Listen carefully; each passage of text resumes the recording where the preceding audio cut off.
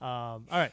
So to I finish think up that's here, actually a pretty good segue to yeah. our, So from what I've heard. finishing up here with behind the keyboard, where we talk about our experiences or thoughts as people who have covered some sports in their days. Um, my Chiron here says never meet your heroes. So this can be it can be a sports media person, it can be just an athlete if you want, whatever it might be. But I want to hear from you guys. Who is a person who maybe you had a positive impression of, maybe even idolized, and then once you actually got a chance to interact with them, you came away with a much different impression of them. I'll start out. So there was I think to this day, an ESPN personality, ex Sports Center, actually might still be doing the desk. I don't know. I don't really watch ESPN anymore. But Neil Everett. Yep. had a really good reputation as just a pros pro. Um, you know, was not the flashiest person in the world. I think in a good way, but really just I was always impressed with the professionalism of his work.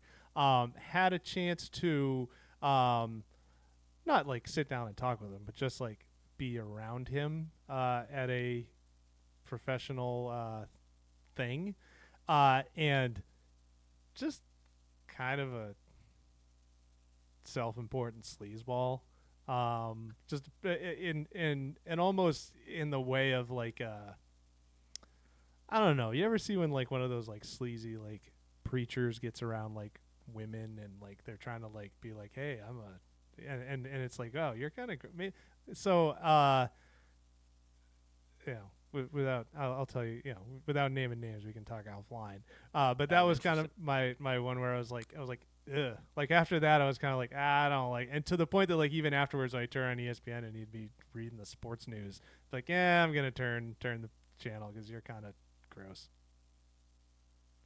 There's a greater point to that where I think you find out a lot dudes are kind of gross a lot of the time. Yeah, Like that's you get true. around them in a non-professional environment and you're like, "Ah, come on. Like what's Yeah. your problem? Why are you acting like that?" So Because I like can at the see. right, because at the end of the day, it's like wait a second, like you're a 50 whatever year old man, you should not be like sliding into the DMs of like 20-year olds. Like you just shouldn't do it. Yeah. Like even if you're being supposedly like respectful about it, just the fact of Yeah. doing it, it Yeah. comes off as a little like, eh. Yeah. And like that's one thing where as I've gotten older, it's like I guess there just must be a certain amount of ego associated with that too. Like I'm 38 years old, happily married, like have I would never even like think of that. You know what I mean? Like it's just What's it's your not TikTok? you Yeah. know I want to go watch golf or I want to I'm going to be doing something like I'm not I have better things to do in my time. Maybe that's says a lot about I don't yeah, I so mean, during our time at it's so Nesson, we worked weird. with, women who were on TV, so they were front facing, you were able to see them on the daily. I've sat and talked with them and looked at DMs from people and been like, wow, Yeah. that's who knew this guy was this bold Or about not even DMs. Like that's the other thing. As I'll right. look at just like open replies on like Yeah. Yeah. Instagram or Twitter, I'm like, you know that Yeah. anyone in the world can see this, right? Yeah. You're looking And thirsty you're here not for all like the internet to see. not that influential either. Like you're No. just you're more or less a jag. Like um it's funny going Ben going through this like I I can't think of a lot of situations like this because partially because like I think the company at which we worked everybody is pretty okay like you hear people ask you that all the time like who's an asshole off air and it's like for as long as I can remember maybe this is partially like the way that NASA does business where it's like they bring in young people you know, hire them to do a job for a while. Then once that person prices themselves out, they go and then they go somewhere else. And so you're getting them at like their youngest and hungriest and like most down to earth. Like somebody like Jade McCarthy, I remember was like the nicest person in the world. I also the most time that I've spent like on a beat doing reporting or being on a scene is in like hockey. And I know it's a cliche, but like the people who cover hockey are also good people. Like you know, hockey, some of them are. But like the people who I don't think are good people, I didn't have high opinions of going in either. So like there's more confirmation bias than it is to answer this question. So I'm struggling with the media aspect of it. The athlete thing, like I remember being in we'll say a locker room. Uh, a player was sitting on a couch, and a player I generally adored growing up. And some reporter went up to this person and was like, asked the player if he was playing a specific game or something, or like, I don't remember the context. And if I'm remembering this right, the guy, without even looking up, just goes, "Why are you talking to me?" And it was like, "Oh, all right." Which fit this player's prickly personality, but in a very off-putting way. And it's a major reason that I can't really root for this team anymore, because I've heard enough horror stories about players in this specific sport that I just like I watch it on TV and I'm like, I'm pretty sure that guy's a prick. Like just because that's the way that it goes. And I've also had friends who have worked for this team told me stories. It's just that's what it is more at this point for me is like you just hear stuff secondhand, or like you see it maybe once or twice up close, and it completely changes the way you view, for me, the entire sport. And like it's hard to root for a team anymore just because I'm like, at this point in my life, I want to root for people I like, which is maybe a dumb thing, or I'm just far enough away from it when it comes like the Packers. Like they could all be assholes, but I don't have to deal with it. So it's that's one thing. I'm trying to think of like the media thing. I have a guess For me, it's later. like I have a guess later about who that person was when we're it's probably right. Yeah. off air, because I think an athlete literally said that to me once. So I am super excited to see if it's the same person. It's pretty obvious what sport it is too. I think that's it's maybe a sport that's on my shirt here. You said couch, and I was like, "Yep, that's." Yeah, that is part of it too. Like the media thing for me, it's been more like, it's not that I had a high opinion of a lot of people, but it's just people are way too big league for what they are when you really think about it. Or it's just like you write stories on the internet that nobody reads about sports. Why are you, not talking to me in an elevator? And I also have found that national guys are far worse than the local guys, because you get this. I remember this was I was covering the Stanley Cup final, and it was a national broadcasting crew. I won't say from which country, but I just like they weren't being assholes. I rode the elevator with them like on the way out of the arena one night, so it was super late. But it's just like they clearly thought that they were like part of the show, and it's like, man, 17,000 people are here to watch the hockey, not to like consume your content. And so like I think that's just one thing where it's like when you're on TV and you're in front of camera so often, you kind of get a warped mindset, and I think that's far more pervasive in national media than it is local. Yeah, They just swoop in too. It's like, right, they're in and out. The hockey thing, I'll actually disagree with Mike because me and him used to have these conversations all the time.